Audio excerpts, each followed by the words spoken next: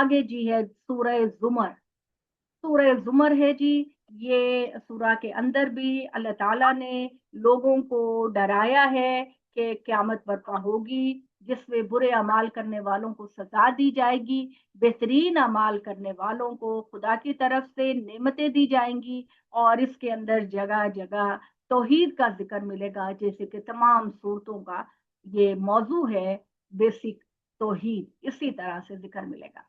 سورۃ الزمر کا جو مطلب ہے وہ یہ ہے کہ گروہ در گروہ, یعنی گروہ در گروہ لوگ نیک ہوں گے اور وہ جنت میں جائیں گے, اور اسی طرح بہت سارے لوگ جو ہوں گے وہ جہنمی ہوں گے اور ان کو جہنم میں اپنے اعمال کی وجہ سے جانا ہوگا. بسم اللہ الرحمن الرحیم. تنزیل الکتاب من اللہ العزیز الحکیم. یہ کتاب اللہ کی طرف سے اتاری گئی ہے نہایت اہتمام کے ساتھ, جو زبردست ہے, بڑی حکمت والا ہے. ہم نے اے محمد صلی اللہ علیہ وآلہ وسلم اس کتاب کو تمہاری طرف قول فیصل کے ساتھ اتارا ہے. قول فیصل کیا ہوتا ہے؟ فیصل تو نام ہوتا ہے نا کسی کا, تو قول فیصل کا کیا مطلب؟ سچائی کے ساتھ. قول فیصل سچائی کے ساتھ. فیصلہ کرنے والی بات, فیصلہ کرنے والی بات یعنی فیصلہ. اور سو اللہ ہی کی قرآن فیصلہ کرتا ہے نا کہ یہ غلط ہے یہ صحیح ہے, فرقان ہے, کسوٹی ہے. تو اللہ ہی کی بندگی کرو, اپنی اطاعت کو اللہ کے لیے خاص کرتے ہوئے سنو. خالص اطاعت اللہ کے لیے ہے. اللہ کے سوا جن کو تم لوگوں نے دوسرے کارساز بنا رکھے ہیں اور کہتے ہیں کہ ہم ان کی عبادت صرف اس لیے کرتے ہیں کہ وہ ہم کو اللہ سے قریب کر دیں, اللہ یقیناً ان کے درمیان بات کا فیصلہ کرے گا جس میں وہ اختلاف کر رہے ہیں. بے شک اللہ ان لوگوں کو رایاب نہیں کرتا جو جھوٹے اور ناشکرے ہیں. یہ احمق سوچتے نہیں کہ اگر اللہ چاہتا تو کسی کو اولاد بنائے تو اپنی مخلوق میں سے جو چاہتا اپنے لیے منتخب کر لیتا, مگر اللہ اس سے پاک ہے, وہ اکیلا وحدہ لا شریک ہے, باقی ساری اس کی مخلوق ہے. لہذا یہ والے فلسفے کے وحدت الوجود اور وحدت الشہود جو صوفیانہ فلسفے ہیں کہ ہر چیز اللہ ہے, ہر چیز میں اللہ ہے, ہر چیز عین اللہ ہے, یہ سب غلط باتیں ہیں. اللہ ایک ہے, باقی ہر چیز اس کی مخلوق ہے. اس نے زمین و آسمان کو اس مقصد سے پیدا کیا, وہ رات کو دن پر لپیٹتا ہے اور دن کو رات پر لپیٹتا ہے, اور سورج اور چاند کو اس نے مسخر کر رکھا ہے. ہر ایک وقت مقررہ کے لیے چلا جا رہا ہے. سنو وہی زبردست ہے, بڑا ہی بخشنے والا. اسی نے تمہیں ایک جان سے پیدا کیا, پھر اسی کی جن سے اس کا جوڑا بنایا, اور تمہارے لیے چوپایوں کی 8 قسمیں اتاری, نر و مادہ, تمہاری معیشت کے لیے, تمہارے کھانے پینے کے لیے. تمہاری ماؤں کے پیٹ میں وہ ایک کے بعد دوسری خلقت میں 3 اندھیروں کے اندر پیدا کرتا ہے, یعنی ماں کے پیٹ کے اندر 3 پردوں کے اندر وہ ماں بچے کی تخلیق کرتا ہے. وہی اللہ تمہارا پروردگار ہے, اس کی بادشاہی ہے, اس کے سوا کوئی عبادت کے لائق نہیں. تو پھر اے نہ سمجھو کہاں بھٹکے جاتے ہو. اگر تم ناشکری کرو گے تو اللہ کا کچھ نہیں بگاڑو گے, اس لیے کہ اللہ تم سے بے نیاز ہے. ہاں وہ اپنے بندوں کے لیے ناشکری کو پسند نہیں کرتا, اور اگر ناشکری شکر گزار ہوگے تو وہ تمہارے لیے پسند کرے گا. یاد رکھو قیامت کے دن کوئی بوجھ اٹھانے والا کسی دوسرے کا بوجھ نہیں اٹھائے گا. پھر تمہاری واپسی تمہارے پروردگار کی طرف ہوگی, تو جو کچھ تم کرتے رہے وہ تمہیں بتا دے گا. حقیقت یہ ہے کہ وہ تمام دلوں کے بھید کو جانتا ہے. انسان کا معاملہ بھی عجیب ہے کہ اس کو جب کوئی مصیبت پہنچتی ہے تو وہ اپنے پروردگار کی طرف متوجہ ہو کر اس کو پکارتا ہے. پھر جب اس کا پروردگار اپنی طرف سے اس کو فضل عطا فرماتا ہے تو پہلے جس چیز کے لیے پکار رہا تھا اس کو بھول جاتا ہے اور اللہ کے شریک ٹھہرانے لگتا ہے کہ اس کی راہ سے لوگوں کو گمراہ کرے. اس سے کہو اے پیغمبر صلی اللہ علیہ وآلہ وسلم, تم تھوڑے دن اپنے اس کفر کے ساتھ بہرہ مند ہو لو, اس میں شبہ نہیں, بالآخر تم دوزخ والے ہو. لوگوں کیا وہ جو رات کی گھڑیوں میں اپنے پروردگار کے آگے کبھی سجدے اور کبھی قیام میں عاجزی کرنے والے ہیں, آخرت سے اندیشہ ناک اور اپنے پروردگار کی رحمت کے امیدوار ہیں, اور جو اپنے شریکوں کے سہارے اس کو بھلائے ہوئے ہیں, برابر ہو جائیں گے؟ ان سے پوچھو کیا جاننے والے اور نہ جاننے والے کبھی برابر ہوتے ہیں؟ حقیقت یہ ہے کہ ان سب باتوں میں یاد دہانی تو عقل والے ہی حاصل کرتے ہیں. انہیں اب ان کے حال پر چھوڑ دو اے محمد, اور میرے بندے مومنوں سے کہہ دو کہ میرے بندے جو ایمان لائے ہیں تم اپنے رب سے ڈرتے رہو. یاد رکھو جو لوگ اس دنیا میں بھلائی اختیار کریں گے ان کے لیے آخرت میں بھی بھلائی ہے. تمہارے وطن کی سرزمین اگر تمہارے لیے تنگ کر دی گئی ہے تو مایوس نہ ہو. وطن کی سرزمین سے مراد ہے مکہ، کہ مکہ میں قریش نے مسلمانوں کو اور نبی صلی اللہ علیہ وسلم کو مجبور کر دیا تھا، ان کو تکلیفیں دے کر اذیتیں دے کر کہ آپ یہاں سے چلے جائیں. تو مکہ سے ہجرت پر مجبور کر دیا تھا. اسی بات کی طرف اشارہ ہے کہ خدا کی زمین بڑی وسیع ہے اور اس کی راہیں تمہارے لیے کھول دے گا، اور اس کے جو بندے ان آزمائشوں میں ثابت قدم رہیں گے ان کے لیے ان کا صلہ بے حساب پورا کیا جائے گا. کہہ دو مجھے تو حکم ملا ہے کہ میں بس اللہ کی بندگی کروں اپنی اطاعت کو اس کے لیے خالص کرتے ہوئے، اور مجھے حکم ملا ہے کہ میں سب سے پہلے مسلمان بنوں. کہہ دو کہ اگر میں اپنے رب کی نافرمانی کروں تو میں ایک بڑے ہولناک دن کے عذاب سے ڈرتا ہوں. کہہ دو کہ میں تو اللہ ہی کی بندگی کرتا ہوں اپنی اطاعت کو اسی کے لیے خالص کرتے ہوئے. رہے تم تو اس کے سوا جس کی بندگی چاہو کرو، میں اس سے بری ہوں. کہہ دو کہ خسارے میں تو در حقیقت وہی لوگ ہیں جنہوں نے اپنے آپ کو اور اپنے اہل عیال کو قیامت کے دن خسارے میں ڈالا. سنو یہی کھلا ہوا خسارہ ہے ان کے لیے، ان کے اوپر سے بھی آگ کے سائبان ہوں گے اور ان کے نیچے سے بھی. یہی چیز ہے جسے اللہ اپنے بندوں کو ڈراتا ہے. میرے بندو اس لیے مجھ سے ڈرو، اس کے برخلاف جو شیطان سے بچے اس کی بندگی کریں اور اللہ کی طرف متوجہ رہیں ان کے لیے بڑی خوشخبری ہے. سو میرے ان بندوں کو خوشخبری دے دو. یہ جو بات کو توجہ سے سنتے ہیں پھر اس کے بہتر کی پیروی کرتے ہیں، یہی ہے جن کو اللہ نے ہدایت بخشی اور یہی جو عقل والے ہیں.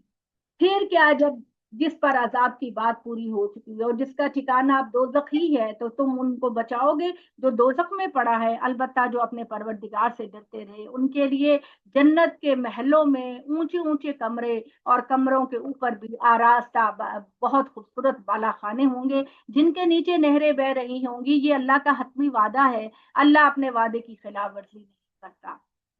یہ سمجھتے ہیں کہ ان کے اقتدار پر زوال نہیں آئے گا. قریش سمجھتے ہیں کہ عرب پر ان کی اتھارٹی ہے، ان پر ان کی اتھارٹی ہمیشہ قائم رہے گی. تو تم نے دیکھا نہیں ہے پیغمبر کے اللہ نے آسمان سے پانی اتارا، زمین میں اس کے چشمے بہا دیے، پھر اس سے طرح طرح کے رنگ بدلتی کھیتیاں نکالتا ہے، پھر وہ خشک ہونے لگتی ہیں تو اس کو تم دیکھتے ہو کہ وہ زرد پڑ کر ریزہ ریزہ ہو کر ہر طرف بکھر جاتی ہے. تو ان لوگوں کو بھی جو اقتدار اور پاور ملی ہے، جب اللہ چاہے ان کے پاور اور اقتدار کو ریزہ ریزہ کر کے بکھیر سکتا ہے. اور ان واقعات میں یقیناً نقل والوں کے لیے بڑی یاد دہانی ہے. ان پر افسوس، ان کے دل سخت ہو گئے. پھر کیا وہ جن کا سینہ اللہ نے اسلام کے لیے کھول دیا اور وہ اپنے رب کی طرف سے روشنی پر ہے ان کے لیے برابر ہو جائیں گے جن کے دل سخت ہو گئے اللہ کی دعوت کو قبول کرنے کے لیے؟ تو خرابی ہے ان کے لیے جن کے دل اللہ کی یاد دہانی کے معاملے میں سخت ہو گئے. یہی کھلی ہوئی گمراہی ہے. لوگوں اللہ نے بہترین کلام اتارا ہے ایک ایسی کتاب کی صورت میں جس کا ہر جزو دوسرے سے ہم رنگ اور جس کی صورتیں جوڑا جوڑا ہے. اس سے ان لوگوں کے رونگٹے کھڑے ہو جاتے ہیں جو اپنے رب سے ڈرتے ہیں. یہ میں نے آپ کو بتایا ہے نا کہ قرآن مجید کے اپنے مضامین کے لحاظ سے 7 گروپ ہے اور قرآن مجید کی تقریباً تمام صورتیں جوڑا جوڑا ہے. اور اس کو اس آیت سے ثابت کیا جا سکتا ہے جو آیت نمبر 23 ہے سورہ زمر کی: اللہ نزل احسن الحدیث کتابا متشابہا مثانیہ، کہ ہم نے قرآن میں 2 صورتوں کا جوڑا اور 7 گروپ بنائے ہیں.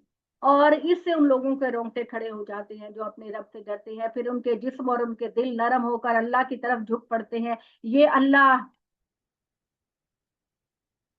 کی ہدایت ہے. اسے وہ جس کو چاہتا ہے اپنے قانون کے مطابق ہدایت بخشتا ہے اور اسی کے مطابق گمراہ بھی کرتا ہے، اور جس کو اللہ گمراہی میں ڈال دے اسے پھر کوئی ہدایت دینے والا نہیں. پھر کیا جو قیامت کے دن برے عذاب کی مار اپنے چہرے پر روکے گا وہ ان ہدایت پانے والوں کے برابر میں اس کو کر دوں گا؟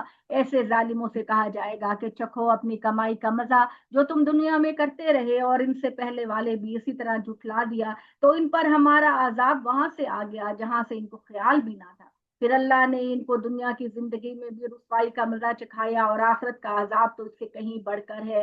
اے کاش یہ لوگ اس کو سمجھتے۔ ہم نے اس قرآن میں لوگوں کے لیے ہر طرح کی مثالیں بیان کر دی ہیں، اس لیے کہ وہ یاد دہانی حاصل کریں ایسے قرآن کی صورت میں جو عربی میں ہے، جس کے اندر کوئی ٹیڑھ نہیں، اس لیے کہ وہ اللہ کے عذاب سے بچیں۔ یہ شرک اور توحید کی حقیقت کو سمجھنا چاہتے ہیں تو اللہ ان کے لیے ایک غلام کی تمثیل بیان کرتا ہے جس میں کئی آقا شریک ہیں جو آپس میں کشمکش رکھتے ہیں، اور ایک دوسرے غلام کو جو پورا کا پورا ایک ہی شخصیت کی ملکیت ہے۔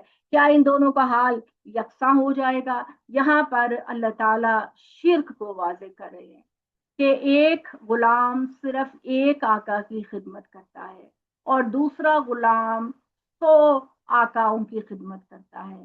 تو کیا وہ غلام جو صرف ایک آقا کے ماتحت اس کے حکموں کی پیروی کرتا ہے وہ زیادہ بہتر پرفارم کر سکے گا، وہ زیادہ اچھے طریقے سے کام کر سکے گا، اس کا کام زیادہ بہتر اپنے مالک کو خوش کرنے والا ہوگا، یا وہ غلام جو 100 آنکھوں کا غلام ہے، کبھی ایک آواز دیتا ہے، کبھی دوسرا دیتا ہے، کبھی ایک کے پاس بھاگتا ہے، کبھی تو کوئی کام بھی وہ ڈھنگ سے نہیں کر سکتا، کسی ایک کام کو بھی وہ ڈھنگ سے نہیں کر سکتا۔ تو بتاؤ پھر ایک آقا کی خدمت زیادہ ٹھیک ہے یا زیادہ آقا؟ یعنی یہ شرک کی مثال ہے کہ اللہ تعالیٰ کہتے ہیں کہ جو شرک کرتے ہیں وہ نظریاتی طور پر بھی، عملی طور پر بھی، دل کے اندر بھی وہ ایک منتشر شخصیت ہوتی ہے۔ تو اللہ نے کہا ان کی ہر درمی پر غم نہ کرو، اے محمد تم کو بھی مرنا ہے اور یہ بھی مرنے والے ہیں، پھر طے ہے کہ تم سب لوگ اپنا مقدمہ قیامت کے دن اپنے پروردگار کی حضور پیش کرو گے۔ تو اس دن ان سے بڑھ کر اپنی جانوں پر ظلم کرنے والا کون ہوگا؟ جنہوں نے اللہ پر جھوٹ باندھا، سچائی کو جھٹلا دیا جبکہ وہ ان کے پاس آ گئی۔ ایسے منکروں کا ٹھکانہ کیا جہنم میں نہ ہوگا؟ ہاں، جو سچائی لے کر آیا اور جنہوں نے پورے دل کے ساتھ اس کو سچ مانا وہی عذاب سے بچنے والے ہیں۔ ان کے لیے ان کے پروردگار کے ہاں جو چاہیں گے صلہ ہوگا، یہ صلہ ہے ان کا جو خوبی سے عمل کرنے والے ہیں، اس لیے کہ جو عمل انہوں نے کیے تھے اس کے بدتر انجام کو اللہ ان سے دور کرے گا اور ان کا اجر ان کو عطا کرے گا اور ان کے اعمال کا بہترین صلہ دے گا۔ تم ان سے کیوں ڈرتے ہو اے محمد؟ کیا اللہ اپنے بندے کے لیے کافی نہیں؟ یہ تم کو ڈراتے ہیں جو انہوں نے اس کے سوا بت بنا رکھے ہیں۔ ان کی پرواہ نہ کرو، انہیں خدا نے گمراہی میں ڈال دیا ہے، اور جنہیں اللہ اپنے قانون کے مطابق گمراہی میں ڈال دے انہیں پھر کوئی ہدایت دینے والا نہیں، اور جنہیں خدا ہدایت بخشے انہیں کوئی گمراہ کرنے والا نہیں سکتا۔ اس لیے کیوں ڈروں؟ کیوں ڈرو؟ کیا اللہ زبردست اور انتقام لینے والا نہیں؟ اگر تم ان سے پوچھو کہ زمین و آسمان کو کس نے پیدا کیا تو وہ ضرور کہیں گے کہ اللہ پروردگار نے۔ کہو پھر تم نے سوچا ہے کہ اگر اللہ مجھے کوئی تکلیف پہنچانا چاہے تو اللہ کے سوا جن دیوی دیوتاؤں کو تم پکارتے ہو کیا اس کی پہنچائی ہوئی تکلیف کو دور کر سکتے ہیں؟ یا اللہ مجھ پر کوئی فضل کرنا چاہے تو کیا اس کے فضل کو روکنے والی ہو سکتی ہے؟ کہہ دو میرے لیے اللہ کافی ہے، بھروسہ کرنے والے اسی پر بھروسہ کرتے ہیں۔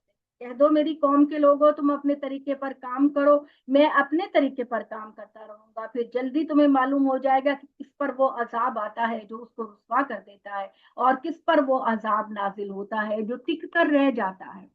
تم ان سمجھانے ہی تم پر ہے محمد، صرف سمجھانے کی ذمہ داری ہے، اس میں کچھ شک نہیں کہ لوگوں کی ہدایت کے لیے یہ کتاب ہم نے تم پر حق کے ساتھ اتاری ہے، لہٰذا جو ہدایت پائے گا وہ اپنے لیے پائے گا اور جو گمراہی اختیار کرے گا تو اس کی گمراہی کا وبال قیامت کے دن اس پر ہوگا، اور اے محمد صلی اللہ علیہ وسلم آپ کے کندھوں پر ان کی کوئی ذمہ داری نہیں۔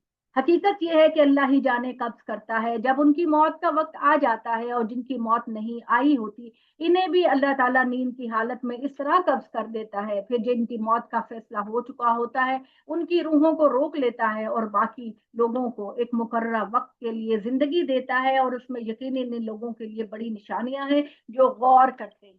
اس کے باوجود کیا انہوں نے اللہ کے مقابلے میں دوسرے سفارشی بنا رکھے ہیں؟ ان سے کہو اگرچہ وہ کچھ اختیار نہ رکھتے ہوں اور نہ کچھ عقل و شعور رکھتے ہوں، کہو سفارش تمام تر اللہ ہی کے اختیار میں ہے، زمین و آسمان کی بادشاہت اسی کی ہے، پھر تم اسی کی طرف لوٹائے جاؤ گے۔ یہ اسی حماقت کا نتیجہ ہے کہ جب اکیلے خدا کا ذکر کیا جائے تو جو لوگ آخرت کو نہیں مانتے کہ اس میں خدا کی بلاگ عدالت اپنا فیصلہ سنائے تو ان کے دل اڑتے ہیں، اور جب اللہ کے سوا دوسروں کا ذکر ہوتا ہے تو خوش ہو جاتے ہیں۔ ان کا معاملہ اب اللہ کے حوالے کرو اور کہو کہ اللہ زمین و آسمان کے پیدا کرنے والے، غائب و حاضر کے جاننے والے، اپنے بندوں کے درمیان تو ہی اس چیز کا فیصلہ کرے گا جس میں یہ اختلاف کر رہے ہیں۔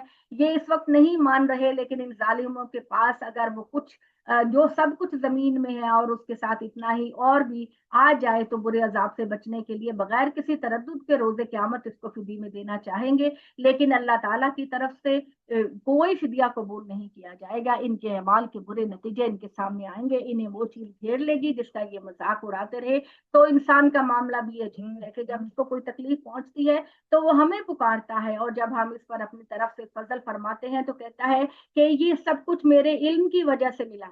ہرگز نہیں، یہ ایک آزمائش ہے، لیکن اکثر لوگ نہیں جانتے۔ ان سے پہلے والوں نے بھی یہی بات کہی تھی، تو جو کچھ وہ کماتے رہے ان کے کچھ بھی کام نہیں آیا، اور ان کے اعمال کے برے نتیجے ان کے سامنے آ گئے۔ ان لوگوں سے بھی جنہوں نے اپنی جانوں پر ظلم کیا، ان کے اعمال کے برے نتیجے عنقریب ان کے سامنے آ جائیں گے، اور خدا کو ہرگز ہرا نہیں سکیں گے۔ کیا ان کو معلوم نہیں، اللہ جس کے لیے چاہتا ہے رزق کو شادہ کر دیتا ہے، اور جس کے لیے چاہتا ہے تنگ کر دیتا ہے۔ حقیقت یہ ہے کہ اس میں ان لوگوں کے لیے بڑی نشانیاں ہیں جو ایمان لانا چاہے۔ ان سے کہو میرے بندو، جنہوں نے میرا شریک ٹھہرا کر اپنی جانوں پر زیادتی کی، اللہ کی رحمت سے مایوس نہ ہو، اللہ تمام گناہ کو بخش دے گا۔ اس میں شک نہیں کہ اللہ بہت بخشنے والا ہے۔ اللہ کی شفقت اپنے بندوں پر ہمیشہ رہنے والی ہے۔ تم اپنے پروردگار کی طرف رجوع کرو اور اس کی فرما بردار بن جاؤ، اس سے پہلے کہ تم پر اللہ کا عذاب آ جائے، پھر تمہاری کوئی مدد نہیں کی جائے گی۔ تم اس بہترین چیز کی پیروی کرو، قرآن کی، جو تم پر تمہارے رب کی طرف سے اتارا گیا ہے، اور اس سے پہلے کہ تم پر اچانک عذاب آئے اور تمہیں اس کی خبر بھی نہ ہو۔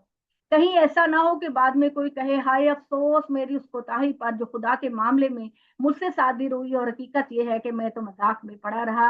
اللہ اس لیے بار بار تمہیں یاد دہانی کرتا ہے اور ہدایت دیتا ہے، تو میں بھی تو ہدایت دینا چاہتا ہے۔ تو اگر خدا مجھے ہدایت دیتا تو میں بھی ڈرنے والوں میں سے ہوتا، یا عذاب دیکھ کر کہے کاش مجھے دنیا میں پھر جانا ہو کہ میں خوبی کے ساتھ عمل کرنے والوں میں سے ہوتا ہوں۔ کیوں نہیں، میں نے تو ہدایت بخشی تھی، چنانچہ میری آیتیں تمہارے پاس آ گئی، پر تم نے جھٹلایا اور تکبر کیا اور منکروں میں سے ہو کر رہ گئے۔ قیامت کے دن تم دیکھو گے ان مجرموں کے چہرے سیاہ ہیں جنہوں نے خدا کے شریک ٹھہرا کر خدا پر جھوٹ باندھا۔ ان تکبر کرنے والوں کا ٹھکانہ جہنم میں نہ ہوگا۔ اس دن اللہ ان لوگوں کو ان کے گھروں کے اندر ہی نجات فرمائے گا جو اسے ڈرتے رہے، نہ ان کو وہاں کوئی قیامت کے دن نقصان پہنچے گا، نہ ان کا رزلٹ ایسا ہوگا جو ان کو غمزدہ کرے۔ حقیقت یہ ہے کہ اللہ ہی ہر چیز کا خالق ہے، وہی ہر چیز کا نگہباں ہے۔ زمین و آسمان کی کنجیاں اس کے پاس ہے، اس کے خزانوں میں کوئی دوسرا کچھ نہیں دے سکتا۔ اس لیے جنہوں نے اللہ کی آیتوں کا انکار کیا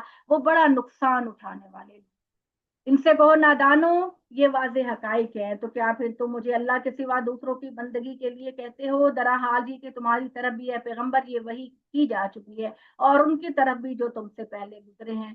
اگر تم شرک کرو گے تو تمہارا عمل اکارت جائے گا اور تم ضرور خسارے میں پڑو گے۔ اس لیے ہرگز شرک نہ کرو، بلکہ صرف اللہ کی بندگی کرو، اسی کے شکر گزار بندے بنے رہو۔ ان لوگوں نے خدا کی قدر نہیں کی جیسے کہ ان کو اللہ کی قدر کرنے کا حق تھا، اور اس کے شریک ٹھہرا دیے، ورنہ اس کی عظمت کا تو یہ عالم ہے کہ قیامت کے دن پوری زمین گویا اللہ کی مٹھی میں ہوگی، اور آسمان اس کے دانے ہاتھ میں لپٹے ہوئے ہوں گے۔ وہ پاک اور برتر ہے ان چیزوں سے جنہیں یہ خدا کا شریک ٹھہراتے ہیں۔ اس دن ساری خدائی کا یہ حال ہوگا کہ سور پھونکا جائے گا، اور زمین اور آسمانوں میں جو بھی ہے سب بے ہوش ہو کر گر پڑیں گے، سوائے ان کے جنہیں اللہ چاہے۔ پھر ان میں دوبارہ سور پھونکا جائے گا تو دفتن سب کھڑے ہو جائیں گے، اور زمین اپنے رب کے نور سے چمک اٹھے گی، اور اعمال کی کتاب کھول دی جائے گی، اور گواہی کے لیے پیغمبر حاضر کیے جائیں گے، اور وہ بھی جو گواہی کے منصب پر فائز کیے گئے، اور لوگوں کے درمیان انصاف کے ساتھ فیصلہ کر دیا جائے گا۔